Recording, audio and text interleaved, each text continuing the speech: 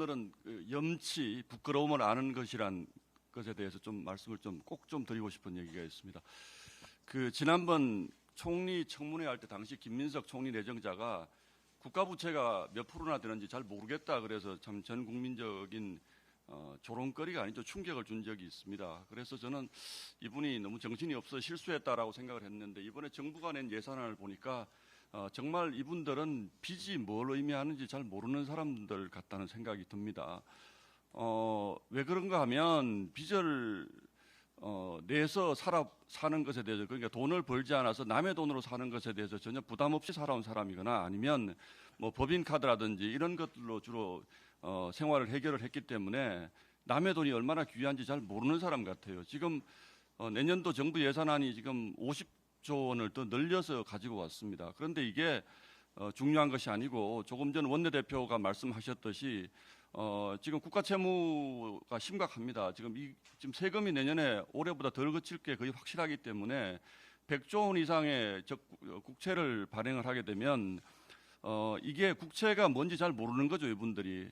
나라가 빚 갚을 힘이 없어지면 국가 신용 등급이 떨어지고 그 신용 등급이 금융권의 부담으로 전가가 되면 기업이 망하고 개인에게 그 부담이 다 전가가 되는 겁니다. 그런데 이런 기본적인 경제 구조를 잘 모르고 무조건 쓰기만 하면 된다라는 철학을 가진 사람들 같아요. 그런데 이 지점에서 제가 꼭 한 가지 민주당에 따져 묻고 싶은 게 있습니다. 작년 11월 29일이죠.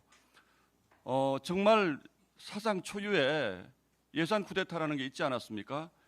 윤석열 정부가 제출한 정부 예산안을 삭감시켜가지고 그대로 통과를 시켰습니다.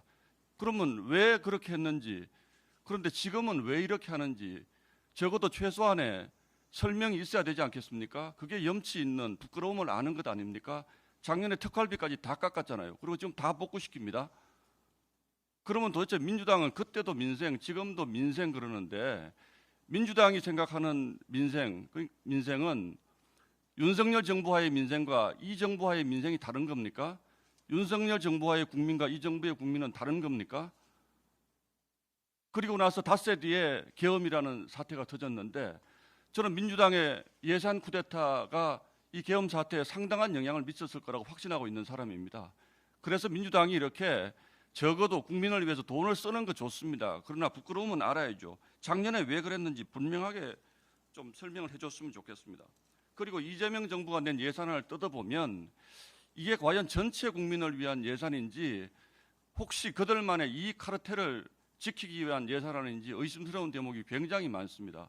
문재인 정부 때 우리가 그런 아픈 기억이 있죠. 국민을 위해서 쓰는 돈이 아니고 특정 정치 카르텔을 쪽으로 돈이 들어가는 무슨 펀드라든지 이런 거 굉장히 많이 만드는데 이거 저희가 철저히 감시하도록 하겠습니다. 우리 국민 전체가 아니라 우리 특정 정치 집단 일부의 배를 채우기 위한 예산안 편성, 그것도 본인들의 정치 경제 철학이 뭔지 전혀 느껴지지 않는 이런 예산을 내놓고 야당과 협치하겠다는 말이 도대체 저는 입에 나오는지 정말 부끄럽습니다. 민주당은 첫 번째 국민에 대한 부끄러움을 좀 아시고, 두 번째 야당에 대한 부끄러움도 좀 아시고, 세 번째 이게 과연 우리 미래 세대 청년들에게 어떤 영향을 미칠지 청년들에 대한 부끄러움을 좀 아시기를 꼭 좀 부탁드리겠습니다.